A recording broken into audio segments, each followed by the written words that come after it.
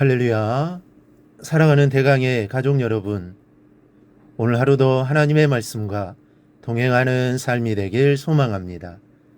오늘 함께 나눌 하나님의 말씀은 고린도전서 4장 6절에서 8절 말씀입니다.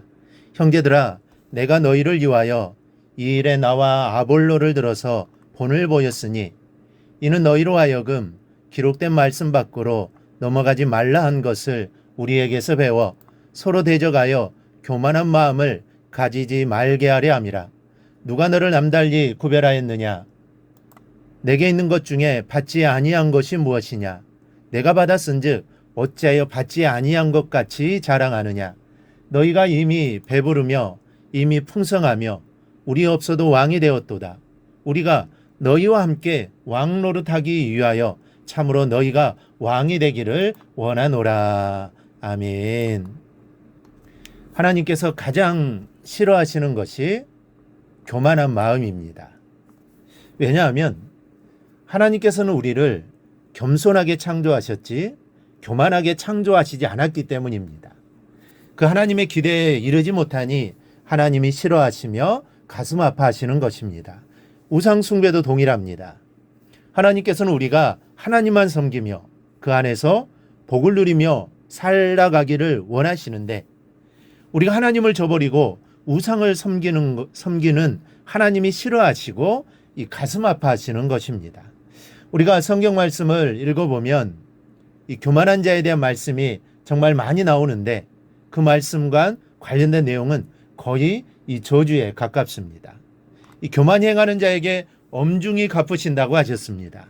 교만은 패망의 선봉이요 거만한 마음은 넘어짐의 앞잡이다라고 하셨습니다. 교만한 자의 오만을 끊으신다고 하실 만큼 하나님은 이 교만을 정말 싫어하십니다. 요즘 사람들은 약간 교만기가 있는 것을 당당하다고 생각하며 좋아합니다. 그러나 당당한 것과 또 교만한 것은 그 근본이 다릅니다. 사실 하나님을 알지 못하는 사람들에게는 이 당당한 것이나 이 교만한 것이나 그게 그것입니다. 그러나 하나님의 자녀들은 다릅니다. 하나님의 자녀들에게 있어서 당당하다는 것은 그 중심이 하나님께 있다라는 것을 의미합니다. 하나님을 의지하여 이 당당한 것입니다. 그러나 교만한 것은 그 중심에 자기가 있습니다. 자신을 믿고 자신을 내세우고 자신의 이름이 드러나지 않으면 섭섭해합니다. 그러니 당당한 것은 분명 교만입니다.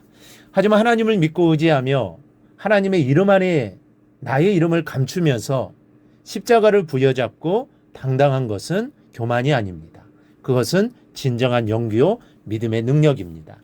오늘 본문에서 바울은 우리가 쉽게 빠질 수 있는 교만한 모습들을 말씀하고 있습니다. 먼저는 하나님의 구별하심을 잊는 것이 교만입니다. 이것은 나 같은 죄인을 자녀로 삼아주신 은총을 잊지 말아야 한다라는 뜻입니다. 우리가 무슨 자격이 있어서 이 천지 만물을 지으신 하나님의 자녀로 우리가 택하심을 받을 수 있었겠습니까? 하나님 마음에 드시는 일을 우리가 제대로 한 적이 있습니까? 아니면 죄 없이 깨끗하고 우리가 의롭게 살았습니까? 이 생긴 대로 제멋대로 살기만 하고 하나님이 누구신 줄도 알지 못하고 살고 있을 때 우리는 하나님의 택하심을 받았습니다. 그렇다고 다른 사람들과 비교해 봐서 월등히 나은 것이라도 있습니까? 그런 것도 없습니다. 그런데 이렇게 더 잘한 것도 없음에도 하나님께서는 수많은 사람들 중에 유독 나를 선택해 주셨다는 사실입니다. 바로 이것이 우리가 절대로 교만할 수 없는 이유 중에 하나가 됩니다. 또 하나는 하나님께 받은 것을 잊는 것이 교만입니다.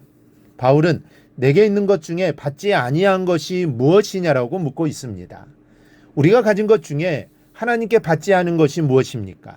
생명도 하나님이 주셨습니다. 내가 가진 지혜도 그분으로부터 온 것입니다.